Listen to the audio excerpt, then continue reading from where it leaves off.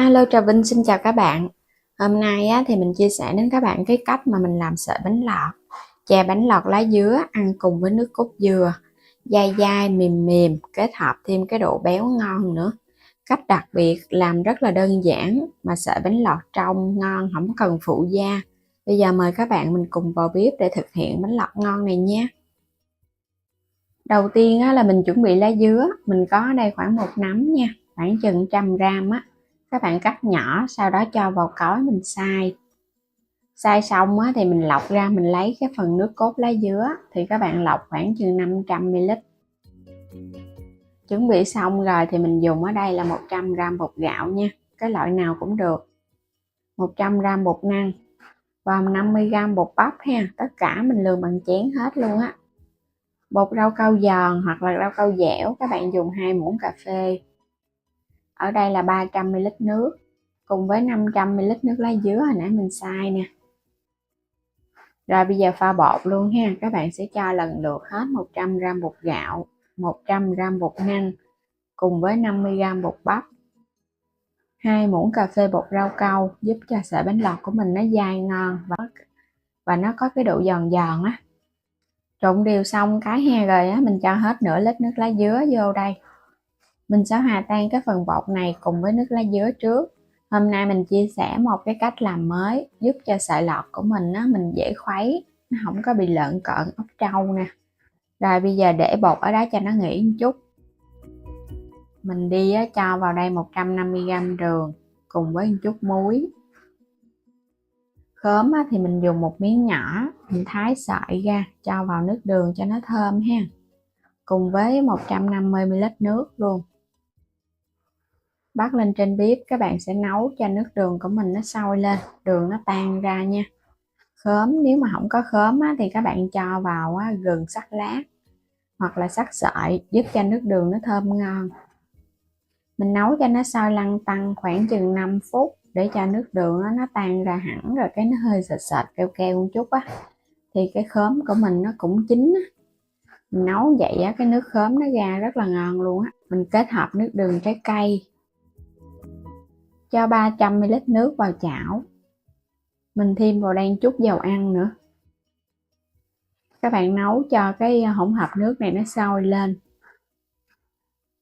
Quay qua bên đây thì mình khuấy đều cái thau bột lên nha. Mình để cho nó nghỉ khoảng 10 phút là được rồi. Khi nước mà nó sôi ụt ụt lên vậy nè, các bạn sẽ khuấy đều thau bột. Rồi mình gót vô. Và nhớ lúc này mình hạ lửa nhỏ nha. Gót vô thì mình khuấy đều. Một tay gót, một tay khuấy bột để bột của mình nó hòa quyện với nước sôi. Nó sẽ lấy trùng không có bị ốc trâu nè. Cái bước này nếu mà làm không kịp các bạn có thể tắt bếp để mình khuấy cho cái hỗn hợp này nó mịn, nó không có bị ốc trâu lợn cợn. Đừng có để lửa lớn ha. Mình chia sẻ rất là chi tiết luôn để cho các bạn làm lần đầu là thành công luôn.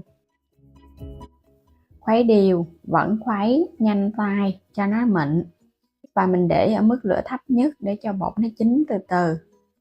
Mình làm cái công thức này là sợi lọt của mình nó dai giòn.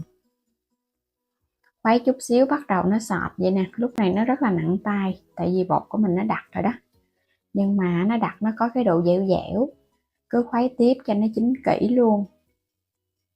Các bạn khuấy đến khi nào mà mình thấy bột của mình nó trong và mình khuấy lên cái mình thấy nó sẽ chảy loãng hơn cái lúc ban đầu một chút. Hoặc là các bạn có thể lấy miếng bột mình ăn thử ha. Ăn thử thấy nó tan ở trong miệng là nó chín rồi. Nhìn thấy nó sẽ trong vậy nè. Dòng chảy nó sẽ loãng. Nhớ là mình để lửa nhỏ từ lúc mà bột nó đặc cho đến nó chín là khoảng 15 phút nha. Hôm nay mình dùng cái khuôn này là khuôn lò xo. Khuôn này thì các bạn có thể mua ở trong cái giỏ hàng nha, nó hiện trên video mình bán luôn.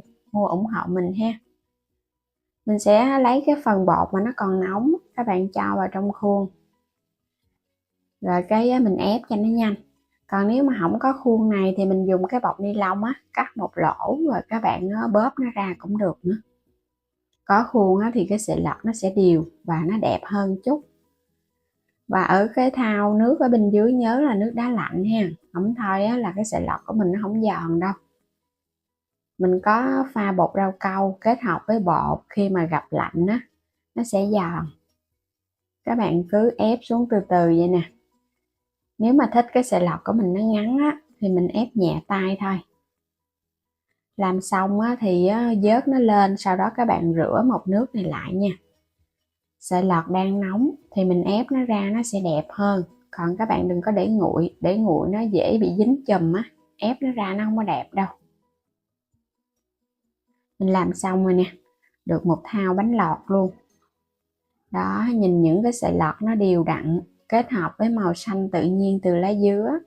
Mình xay cái lá dứa già nè, và các bạn làm theo cái bước lấy trùng giống như mình á, thì cái màu lá dứa nó giữ được đẹp, nó không có bị tái màu. Vớt lên mình xả lại một nước cho nó sạch cái phần bột á. Rồi bây giờ mình để ráo nước thì mình cho qua cái chén để ăn nè. Và các bạn nhớ mình ngâm cái nước đó là nước dùng được ha, để mình vớt bánh lọt lên là mình ăn luôn á. Mình cho nước lọc vô, vớt lên cho nó ráo nước. Bên đây là cái ly mình sẽ cho nước đường khóm vào trước. Tiếp theo là sợi bánh lọt nè. Các bạn cứ vớt lên cho nó ráo rồi cho vô.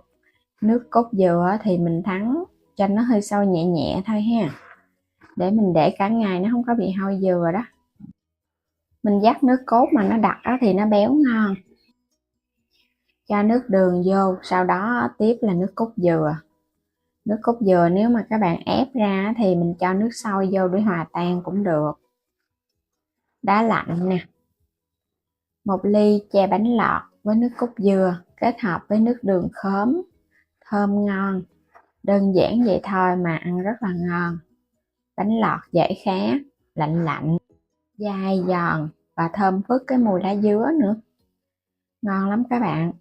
Bỏ ra chút xíu thời gian, mình đã có cái sợi bánh lọt ngon. Trong công thức này mình có pha thêm bột bắp, giúp cho sợi bánh lọt của mình nó dai mà nó có cái độ dai mềm á, nó không có bị quá dai. Mà nhìn cái sợi lọt nó khô ráo, nó không có ướt. Còn nếu các bạn không có pha bột bắp á, thì cứ cho thêm bột năng bù vô cũng được. Ngọt, thơm nè, đặc biệt nhất là cái mùi thơm từ lá dứa. Và cái sợi bánh lọt này các bạn ăn á, là phải để trong lạnh nha. Có pha bột rau câu á, thì cần cái độ lạnh, nếu mà không lạnh nó sẽ bị mềm. Sợi lọt của mình hấp dẫn quá ha. Mình có thể để vào trong ngăn mát tủ lạnh á, thì mình dùng được qua ngày hôm sau nữa cũng được nha. Bây giờ thì mình chúc các bạn ngon miệng nha. Đừng quên đăng ký kênh Alo Trà Vinh và Alo Trà Vinh 2 ủng hộ mình. Xin chào tạm biệt, hẹn gặp lại các bạn ở những video tiếp theo.